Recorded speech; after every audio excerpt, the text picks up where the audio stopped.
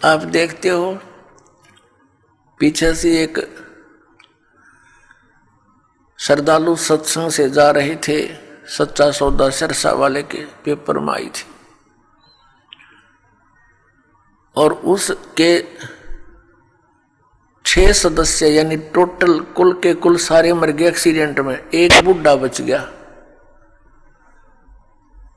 और हम कई जगह देखते हैं, जैसे एक बार भूकंप आया था गुजरात के अंदर, और सभी व्यक्ति 26 जनवरी यानी गणतंत्र दिवस भारत का मनाने के लिए तैयार थे। सन 2000 की बात है, 26 जनवरी की। ऐसा भयंकर भूकंप आया, 26 जनवरी की छुट्टी थी, कर्मचारी अधिकारी सब अपने घरों पर टेलीविज़न के सामने बैठे थे कि आज अपने गणतंत्र दिवस की झांकी देखेंगे। ऐसा भयंकर भूकंप आया, जिन मकानों को, कोठियों को, संपत्ति को बनाने में सारा जीवन न्यौछावर कर दिया, उन्हीं कोठियों के नीचे दब के पूरे परिवार नष्ट हो गए। पुण्यात्माओं, इस काल ने आप और हमारे ऊपर इतना प्रेशर डाल रखा है, तीनों गुणों का, 3 इंजेक्शन लगा रखे हमारे, ये लगे ही रहते हैं, इनका प्रभाव हमारे ऊपर बना ही रहता है कंटिन्यूसली। तो उसके कारण हम इतने प्रभावित हैं कि हम अपने उद्देश्य को ही भूल चुके हैं। अब विचार करो, जो व्यक्ति उस भूकंप में मर गए या दुर्घटना में मर गए, वो कौन सी क्रियाएं किया करते थे, उनके क्या उद्देश्य थे, उनकी कितनी इच्छाएं थी, और हमारी क्या है, हम क्या सोचते हैं, हम कर क्या रहे हैं। एक भक्त बता रहा था कि मेरी मम्मी बात न्योत कर आई थी, 5 लड़कियां थी, जिनमें से 3 का विवाह इकट्ठा ही था। 3 बेटियों का विवाह हो तो उस समय इस मनुष्य के माइंड की नीडल या सुई 100 से नीचे नहीं रहती। कभी उधर सोचा ये करूंगा, वो करूंगा, चिंता ये बनाई रखी है, हमारे साथ इसने लगाई रखा है। बस की बात नहीं, हमारी परंपराएं ऐसी बन गई जो हमें केवल दुख ही देती हैं, सुख नहीं देती। विवाह के अंदर भात न्योत का आना, फिर एक विवाह फिर उन भाइयों का शुरू हो जाता है, एक बहन का शुरू हो रहा है। तो इस तरह हम अपनी परंपराओं को, रीतियों को गलत बनाकर भी 90% दुखी हैं। अब वो रोहतक बस स्टैंड पर खड़ी थी, एक बस से उतरी थी, दूसरी का इंतजार कर रही थी, और खड़ी खड़ी सोच भी रही थी, क्योंकि जिसके 3 बेटियों का ब्याह हो, जो अनुपदेशी है, हमारे भगत तो अब इस बीमारी और बुराई से कति दूर हो जाएंगे, ज्ञान से होंगे, कोई प्रतिबंध से नहीं होती ये बातें। बच्चों का विवाह भगवान ने कर रखा होता है, या हमारी भूल है बाद में जो ड्रामाबाजी, नाचा कूदी, डीजे बजाना, फंड करना, ये कोरी बकवाद है। ये इस विवाह के समय में, इतने पुण्य संयोग के समय में ऐसे बकवाद नहीं करनी चाहिए। कोई घूटी ला रहा है, कोई नाचे कूद है, ये कोई बात हुई? ब्याह किसी का नाचे कोई, ये कोई सांग होया, कोई अकल हुई? लाडू कोई खावे और कूदे कोई, बता कोई बात है यार? तो इस तरह की हम अज्ञान से अपने ऊपर एक न्यारा वजन और रखे बैठे हैं, ये भी हटाना, हमने बिल्कुल हटाना पड़ेगा। भक्ति तभी चलेगी, भगत तभी बनेंगे। अब वो पता नहीं क्या क्या विचार कर रही थी, वहाँ ऐसे करूँगी, ऐसा करूँगी, वो ऐसा लाना है, वो फलाना ऐसा करना है, लड़की के कपड़े बनवाने हैं, यानी 100 चिंताएं होती है।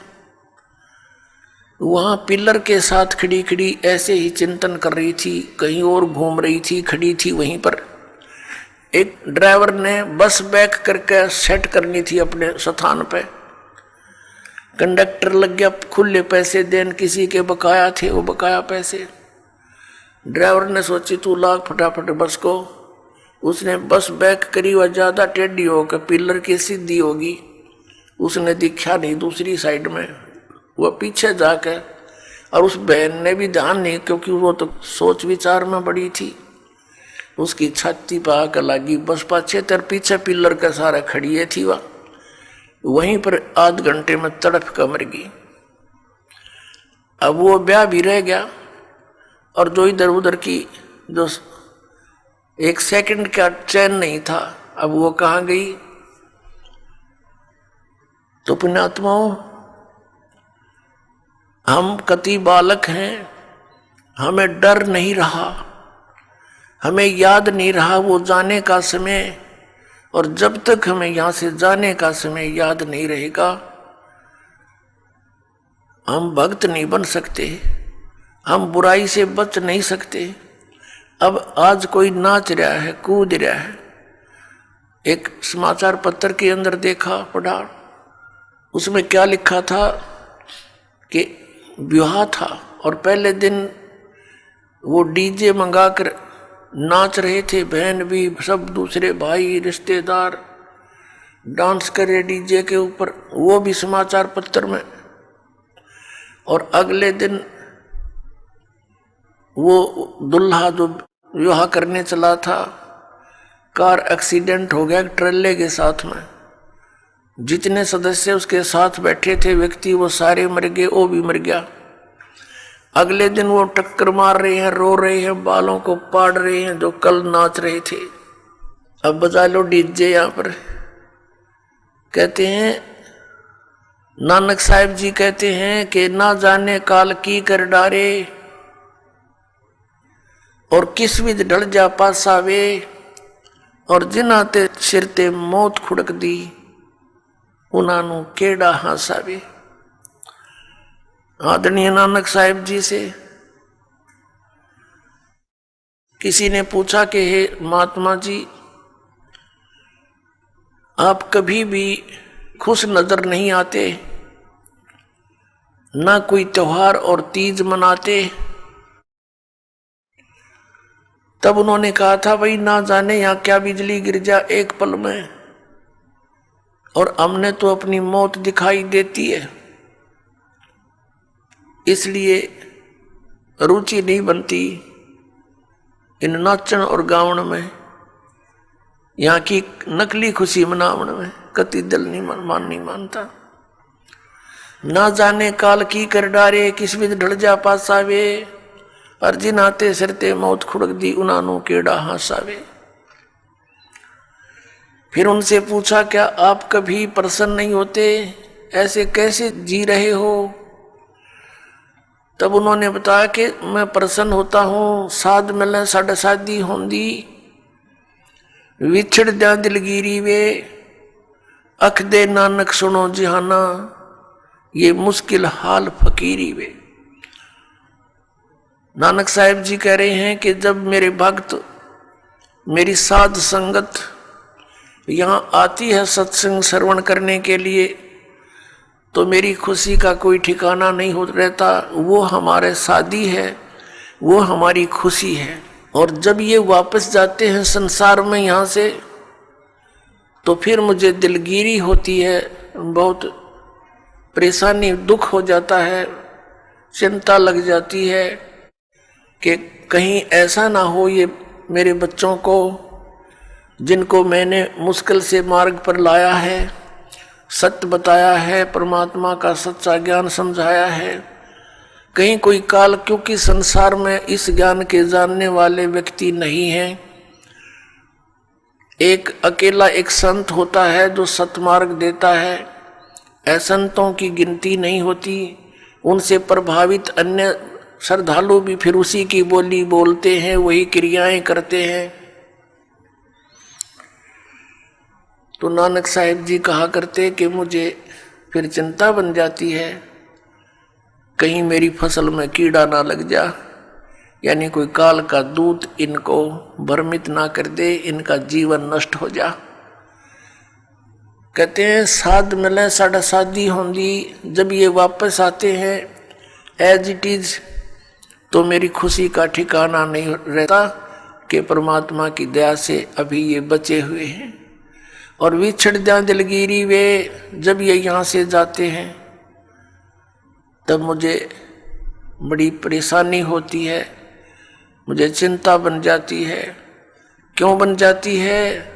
अख दे नानक सुनो जहाँ ना मुश्किल हाल फकीरी वे। फकीरी में भक्ति, फकीर का अर्थ होता है सभी बुराइयों से हटकर सबका परित्याग करके भक्ति करे। तो जैसे भी बुराइयां कुरीतियां संतों ने हटाने की चेष्टा की, तो अन्य समाज ने उसको लगाने की चेष्टा की। तो जिस कारण से भक्त और संसार के अंदर सदा से ही विरोध बना रहा, क्योंकि संसार की जो रीतियां रिवाज हैं वो काल प्रेरित है, वो यही रहने की है। और संतों की मर्यादा इस काल की मर्यादाओं से हटकर है, वो भक्ति बाधक है। इसलिए अन्य समाज के लोग कहते हैं देखो इन्होंने तो माता धोकनी भी छोड़ दी, इन्होंने तो बाबा श्याम जी भी नहीं पूज रहे हैं, ये तो ऐसे भी नहीं कर रहे हैं, ये तो दिवाली भी नहीं मना रहे हैं, ये कैसे हो गए हैं, इन तो बट्ठा बैठा दिया। एक भक्त बतावा था, कहने लगा जी आज 10 वर्ष हो गए हमने कोई त्योहार नहीं मना लिया। नाम लिया था उसने उस दिन, फिर वो अपने दुख गिनावा था। कह रहा था जी हमने 10 वर्ष हो गए हमारा त्योहार नहीं मन लिया, ना होली ना दिवाली ना तीज ना कोई अन्य। क्या कारण? कि हमारा परिवार है, कभी तो हमारे घर में कोई खुद जवान भाई की मृत्यु हो जाती है, 1 वर्ष उसकी चिंता पूरी होती है, तब तक दूसरा कोई रिश्तेदार निकट में, जैसे बहन का पति मर गया, फिर त्योहार मने नहीं, फिर कोई बिल्कुल साथ में का केताऊ का मर गया जवान, फिर ऐसे फिर लड़का मर गया। 10 वर्ष हो गए हमने त्योहार नहीं मनाया।